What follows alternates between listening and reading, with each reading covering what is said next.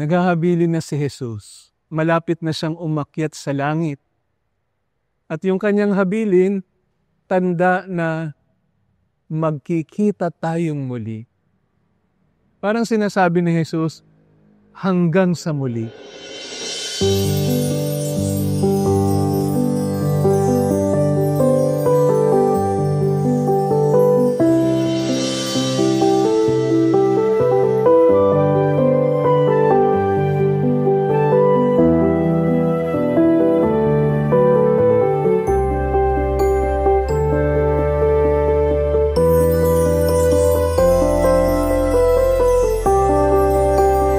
Kung titingnan natin yung mga salita ni Jesus ay tila pagbubuod ng relasyon, hindi lang pagpapaalam, hindi lang paghahabilin, pero pagbubuod ng relasyon, pagbubuod ng ugnayan, a summary of the quality of relationship. Sabi ni Jesus, I give you a new commandment, love one another as I have loved you, so you should also love one another. This is how all will know that you are my disciples if you have love for one another. The summary of a relationship.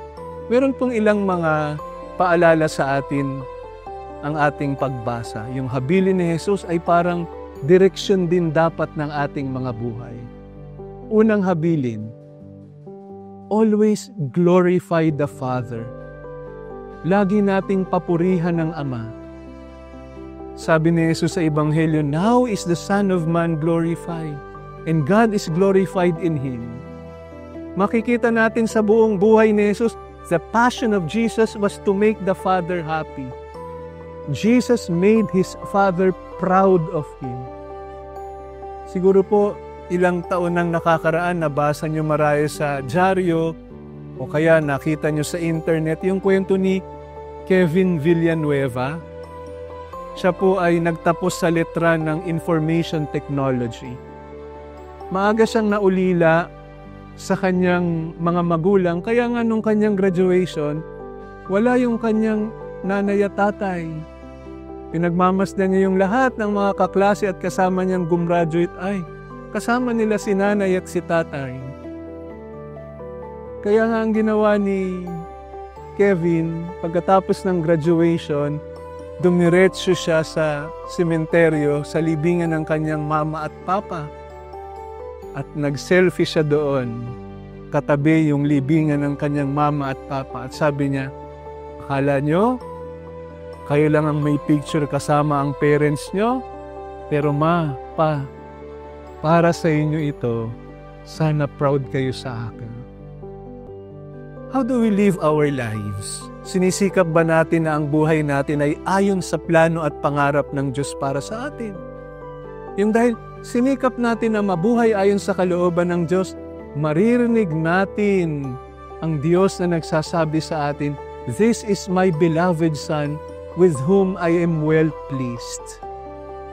Make the Father happy. Glorify the Father. Ikalawa po, narinig natin yung habilin ng lahat ng mga habilin, isang bagong utos ni Jesus.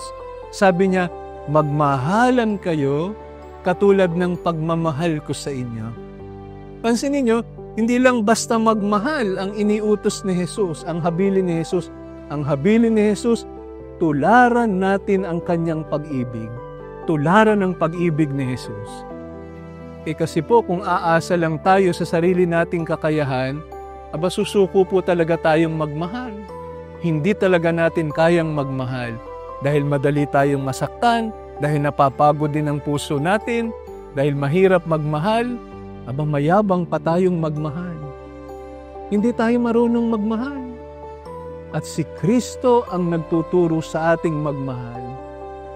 Dito nila malalaman, sabi niya, kung kayo'y mga alagad ko, kung nagmamahalan kayo. Makikilala pala tayong mga tagasunod ni Jesus, hindi lang kapag nagsisimba tayo, nagdarasal tayo, nagpipinitensya tayo, makikilala tayo sa tatak ng pagmamahal. Magmahalan kayo katulad ng pagmamahal ko sa inyo. Hindi lang tayo hinihimok ni Jesus na basta magmahal. kung hindi tularan ng pag-ibig ni Jesus.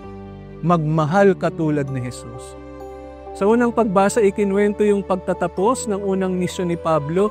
Binalikan niya at ni Barnabas ang kanilang paglalakbay. Pinalakas nila ang loob at pananampalataya ng mga pamayanang tinipon nila. Kailangan nilang palakasin ang kanilang loob at pananampalataya dahil tiyak na tiyak darating yung pag-uusig sa lahat ng mga nananampalataya kay Kristo. Ang pag-ibig ni Jesus yung nagpapalakas ng ating loob, nagpapatibay ng pananampalataya. Hindi tunay ang pag-ibig kapag nanghahamak, kapag mapanakit. Sa ikalawang pagbasa, inilahad sa aklat ng pahayag yung pangako ng bagong langit at bagong lupa. Ito yung pangarap ng Diyos para sa ating lahat. Ang tunay na pag-ibig may kakayahang magpanibago. Kay raming mga nagbago dahil sa hinilom ng pag-ibig ni Jesus. Si Mateo, si Sakeo, ang babaeng nahuling nakikiapid, si Pedro, si Pablo. Binago ng pag-ibig ni Jesus. Alam niyo, kung aasa lang tayo sa sarili nating kakayahan, kapos ang pagmamahal natin.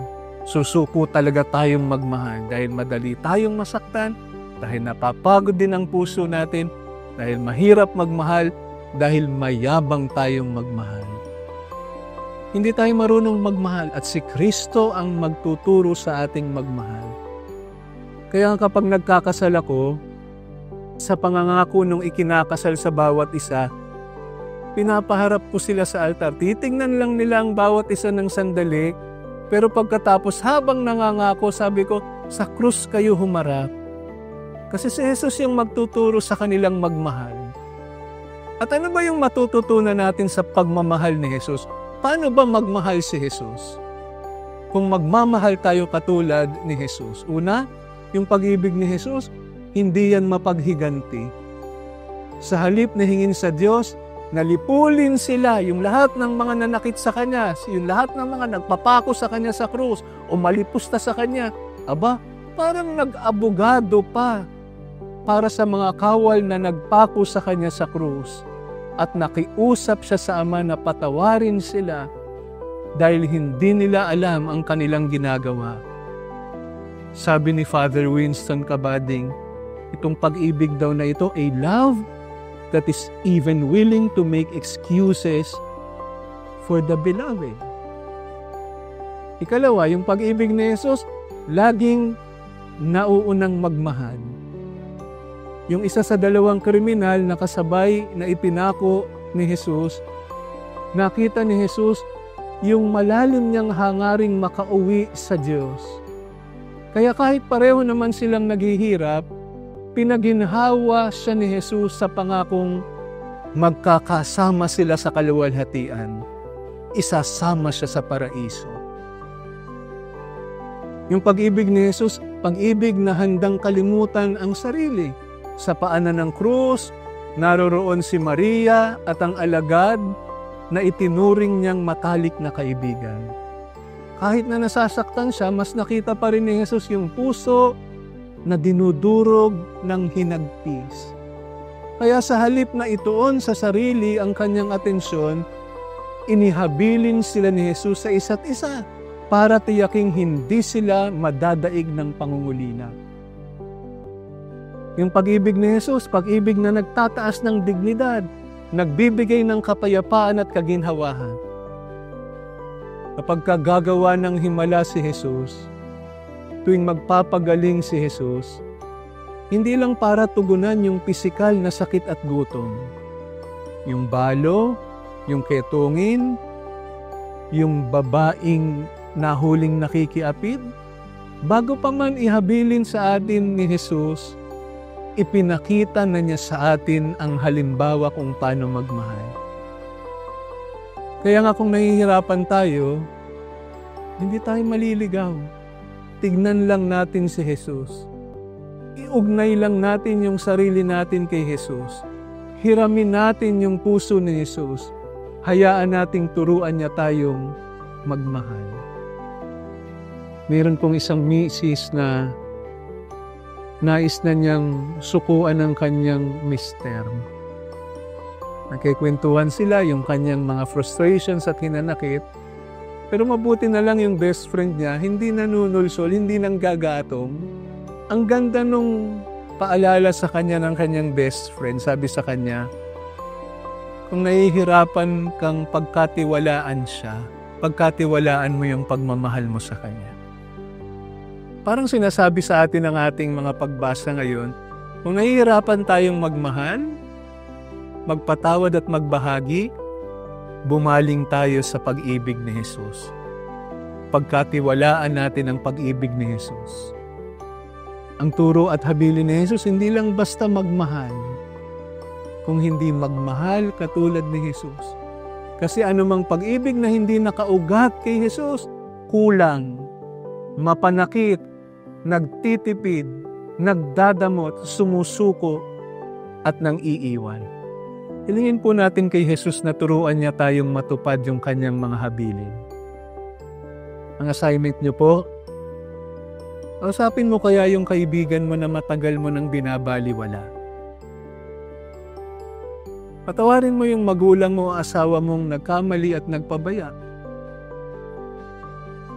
Hanapin mo yung kaibigan mong hindi nagsasawang makaalala para mag-thank you, magpasalamat, at maniwala at maghintay na ang lahat ng mabubuting bagay at magandang plano ng Diyos para sa atin ay matutupad ayon sa kanyang paraan at panahon. Amen.